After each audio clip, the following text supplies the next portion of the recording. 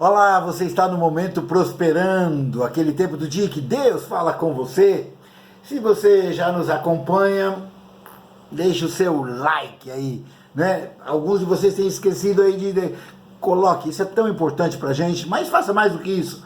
Coloque nas suas redes sociais, coloque nos seus grupos de WhatsApp, propague essa mensagem, faça circular. Se você ainda não é inscrito no canal, por favor, se inscreva agora, né? E já acione o sininho aí para você receber cada vídeo que a gente manda. Amém, queridos?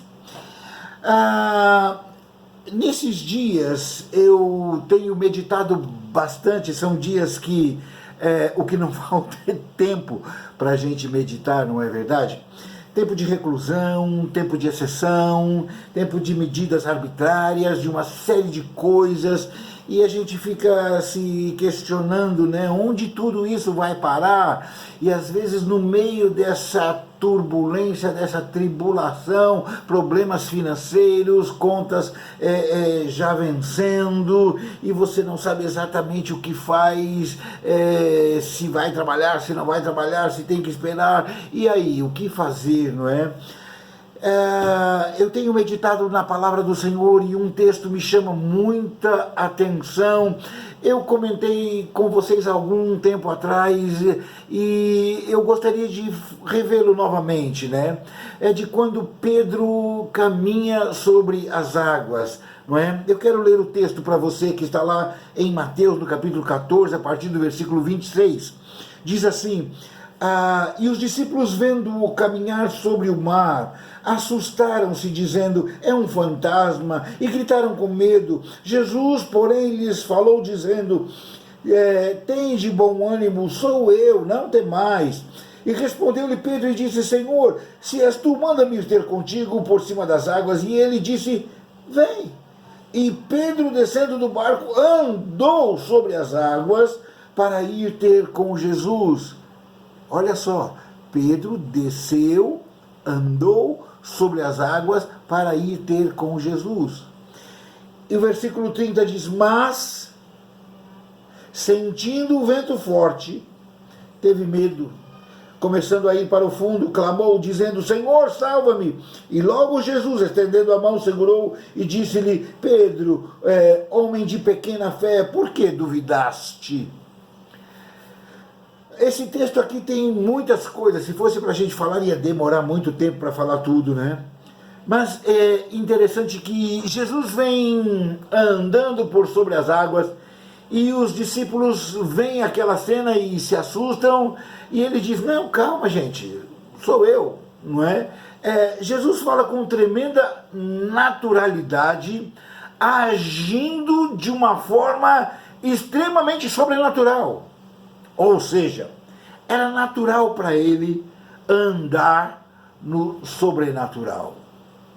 E olha que Jesus disse: vocês vão fazer o que eu faço e vão fazer coisas maiores ainda. E eu já falei com você outro dia sobre isso também.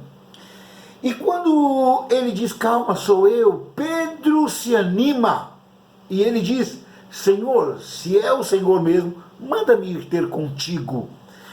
Em primeiro lugar, eu fico aqui vendo sobre a audácia de Pedro. A gente sempre usa esse Pedro para falar, esse texto, perdão, para falar sobre Pedro, homem de pouca fé, essa coisa. Mas não, eu vejo aqui Pedro extremamente audacioso, dizendo: Senhor, se o Senhor pode fazer isso, então manda que eu vá com o Senhor também. Então eu posso fazer, o Senhor pode me fazer andar da mesma maneira sobre as águas, ou seja, fazer algo sobrenatural com a mesma naturalidade.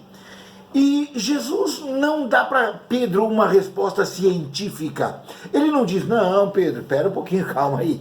Isso aí acontece só comigo, né? Porque existe uma lei física que todo corpo de densidade maior, colocado no meio, de densidade menor, vai afundar. Jesus não foi dar a ele uma explicação científica. Não. Jesus, com a maior naturalidade, diz: vem. Agora, espera um pouquinho. Tem alguém melhor do que Pedro para saber que ninguém anda sobre as águas? Não. Pedro é pescador. Ele é pescador. E quantas vezes provavelmente já deveria ter caído no mar e voltado a nado para o barco? Ou seja, por experiência própria, Pedro sabia, ninguém anda sobre as águas. Mas quando ele vê Jesus, ele diz assim, ei, Senhor, me dá uma ordem e eu vou ter com o Senhor. E Jesus nem retruca nada, não faz nenhuma objeção e diz, tá bom, Pedro, pode vir. E eu fico pensando, Pedro tem a ousadia de pedir algo impossível para Jesus. E Jesus nem discute. Ele diz, venha. Agora, Pedro sai do barco e começa a andar. Mas o texto diz que, e vendo o vento forte. Querido, deixa eu te falar só uma coisa. Nós somos guiados por sentidos. Nós somos guiados por sentidos. Visão, audição, paladar, tato, olfato. Nós somos guiados por sentidos. Eu não, se eu estou na beira de um precipício, eu não dou um passo, porque eu estou vendo lá o abismo e eu não vou lá, né? Se tiver alguém aqui atrás conversando, eu sei, sem olhar eu sei, porque eu estou escutando. Nós somos guiados por sentido. E deixa eu falar uma coisa, o inimigo sabe muito bem disso, que nós somos guiados por sentidos. Então, tudo que ele vai fazer é tentar colocar diante dos seus olhos impedimentos. Ele vai tentar te convencer de realidades que você está vivendo. E Pedro estava vivendo uma realidade. Pedro estava dentro de um barco, no meio do mar, o local de trabalho dele, ele está lá, ele sabe como funciona. Mas Pedro, naquela hora, ele sai desse pequeno espaço onde nós agimos pelo sentido, e ele vai para uma outra dimensão. Há uma dimensão natural onde eu ajo pelos sentidos, mas há uma outra dimensão. E Pedro naquela hora sai da dimensão natural dos sentidos e vai para uma outra dimensão, que é a dimensão da fé. E nessa dimensão tudo é possível. E quando Jesus diz, vem, ele esquece do natural e ele foca agora em Jesus. Ele disse, ele falou, eu vou fazer. E ele vai e começa a andar sobre as águas. Mas diz que ele olha, ele vê, né? Ele sente o vento e ele olha as ondas. E eu fico imaginando que nessa hora Pedro diz assim, ei, espera aí. O que eu estou fazendo? Eu estou andando sobre as águas e isso é impossível. Ninguém anda sobre as águas. Meu irmão, quando ele sai da dimensão da fé e baixa para a dimensão dos sentidos, ele diz, que é isso? Isso é loucura. Isso é loucura. Não tem nexo isso que eu estou fazendo. Não tem lógica. E diz que nessa hora, quando ele sai da dimensão da fé e volta para a dimensão dos sentidos, ele começa a afundar. Agora eu pergunto, não estava funcionando? Não estava dando certo?